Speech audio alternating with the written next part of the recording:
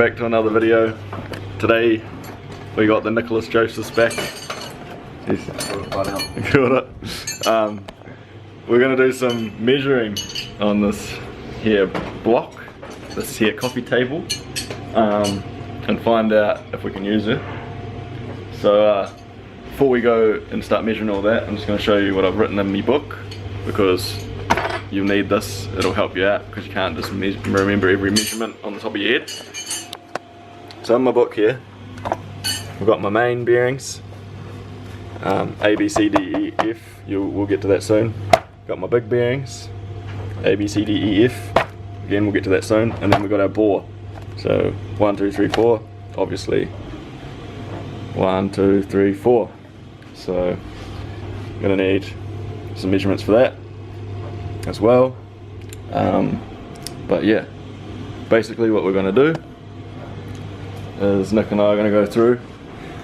We're going to measure each journal, bearing, passage, whatever you want to call this fucking thing, on the crank here, in 3 locations, and then flip it 90 and do 3 locations again. And basically what we're doing is checking that everything is round or square along where the bearing is going to sit on each part of the crank.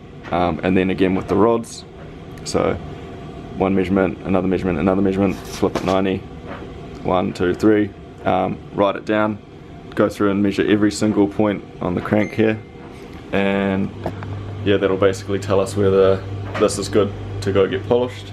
I need to find out the tolerances, but hopefully I'll find out before the end of the video for you guys. But yeah, as long as, if we measure it all up and it's basically 55 millimeters, I think, the whole way along on each and every single one, crank's good to go. And then we got to check the bore. So we just went and picked up some bits for the beamer, but now we're going to jump back into doing the measuring. So right, I've got here, as you guys will probably hopefully have one of these too, is our vernier caliper. So basically you just slide this out and it gives you a digital reading. So there you go, look, 35.39 millimeters, etc, etc, etc. So we're going to take this and use it to measure our points on the crank. Like I was saying, 1, 2, 3, 1, 2, 3, 1, 2, 3, blah blah blah, and turn it 90. And we're going to write it all down in my book over here, so we know what we were looking at. So yeah, I'll probably time lapse it, I guess, to make it a wee bit faster, and we'll bust it out for you guys, and yeah, let you know what the measurements are afterwards.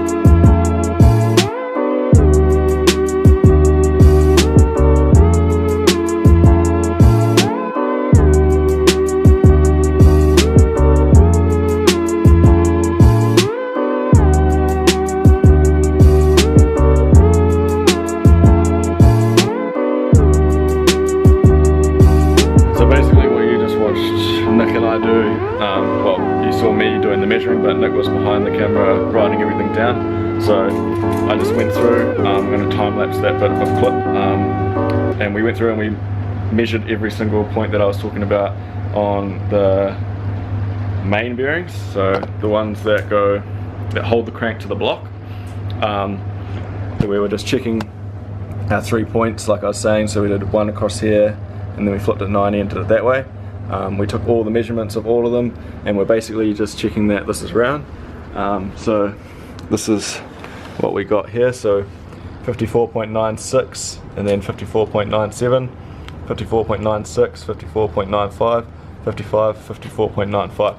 So there's, oh, my fingerprints are all over that now, but there's a couple thou mil difference, but in the terms of things, hopefully this should be alright. It's not badly scored, so when they polish it we're going to lose a little bit anyway, so they'll probably all roughly be 54.95 by the end. And yeah, I was talking to Ethan earlier and he pretty much said if it doesn't look like it's scored, you know, it's going to be good to go. So cheers Ethan for letting us know that, but we're going to measure it anyway because some people might not send their crank off to get polished. So if you know, if your crank's not scored and you want to measure it up and just chuck some bearings on, this is the way to do it. So yeah, this is a bit of helpful information for you guys. So we're going to get, Nick now is going to measure all the rod bearing ones, so these offset ones, should be 4 of them. Same process, just the 3 across and then the 390, and yeah, we'll write it all down and make sure that all these are in spec. These are slightly smaller than this, so yeah, we'll just measure it and see what we get.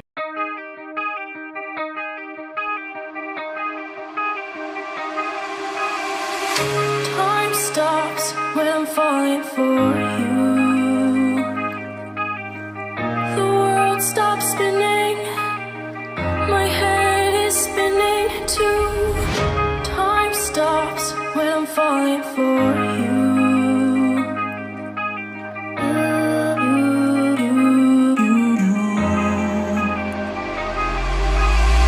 Should I stop or are you falling for me? As your world stops spinning, is your head spinning too? Should I stop or are you falling for me? Is your world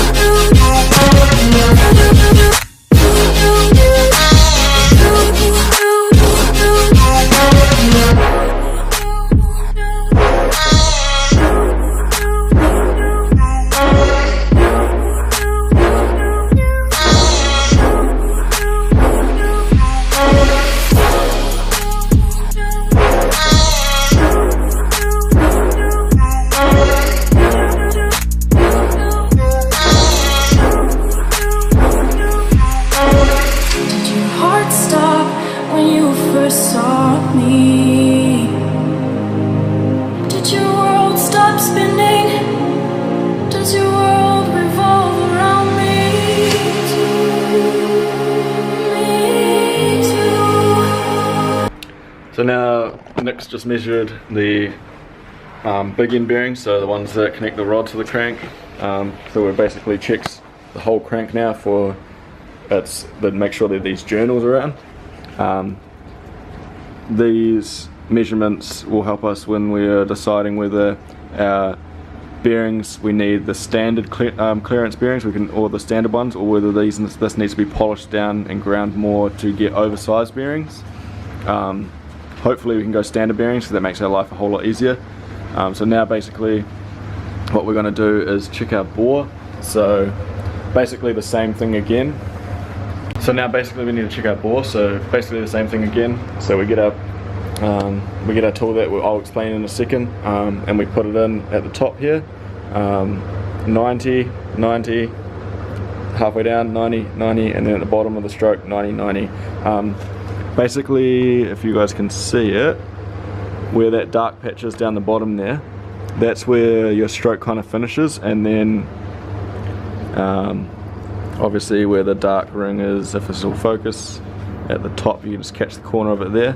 That's also where the stroke finishes, where the piston ring finishes, because the pistons obviously go flat, but the ring is sort of part way down the piston. I'll show you in a second. But yeah, so we're going to measure that side of things now to make sure that the bore is round, that we don't need to go oversized pistons.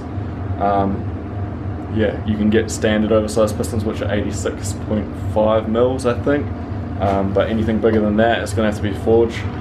And yeah, I don't really want to do that, to be completely honest with you guys. I just want to keep this simple.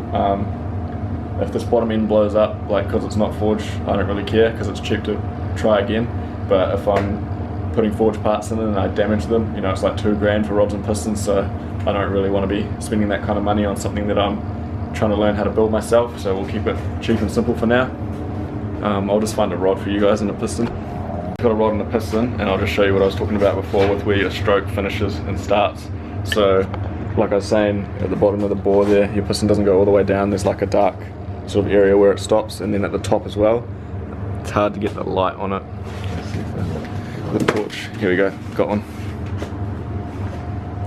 But you kind of see where the bore has like a slight change in color, where it's like lighter and then darker. That's where this piston ring finishes. So this part of the piston obviously comes flat with the top, and then this piston ring only goes up to that line. So ideally we're only measuring where the piston ring is touching to check if it's round, because this point here and the point down the bottom, it doesn't really matter. There's no compression or combustion in those points. So yeah, the same again as what we're basically doing with the crank, where we do 90-90, but this time we're just doing it in the cylinder itself and the bore to check that the bore is round. Picked up this funky tool, if you guys can see it. Basically what this is a telescopic bore gauge. There is digital ones of these, but I don't have $500 to spend on a tool right now. I'd rather spend $500 on this, getting it machined. So what you do with this thing is you put it into the bore. I'll get Nick to demonstrate.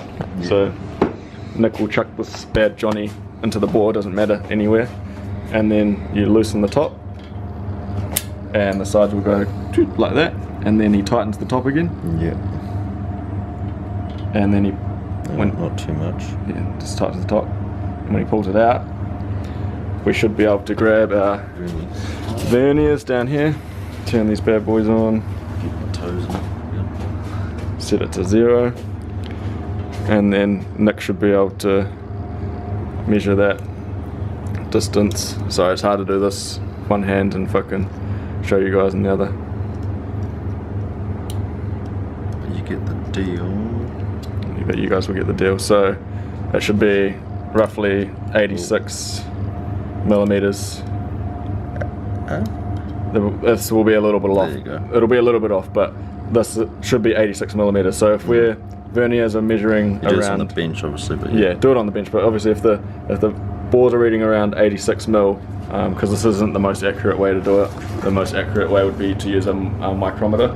But with the vernier, if we're reading around the 86 mil mark, the whole way around every point on the bore, then we can pretty much say that these bores are good in terms of can use 86 mil pistons again. So we'll do the same as we did last time, and we will time lapse it, and then I'll explain what I was doing at the end, and yeah, we'll go from there.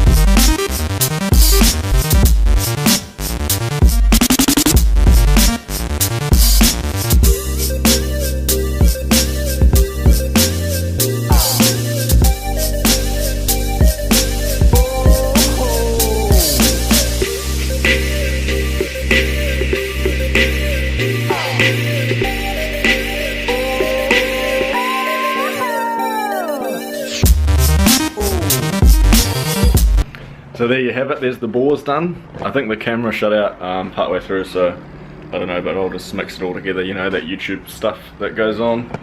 But yeah, all 4 of our bores have been measured. They're pretty even, some of it's a bit out of it, but like I was saying, this vernier is probably not the most accurate way to measure the bore scope. You're supposed to use a micrometer, just because the way you see it in the camera there, these are round on each end and these are square, so the micrometer is a bit better, more accurate reading. But in terms of what we've got, everything seems pretty good, so you know, it's all pretty even. So I think we should be good to use 86 mil pistons, but when we get this decked and honed, we'll just clarify with the engine builder, and he'll probably measure it and tell us anyway. But this is just a good way for us to show you guys how to do this if you're not going to send it away. I do have a honing tool here, but I'm not going to hone, but basically you put it in the bore and it goes up and down. It's got like scrapers that kind of spin around, and that just gives you a nice surface in here for your piston rings to seal against. But yeah, that's going to be all for today's video, for this one anyway. So yeah, thanks guys for watching, and we'll catch you in the next one.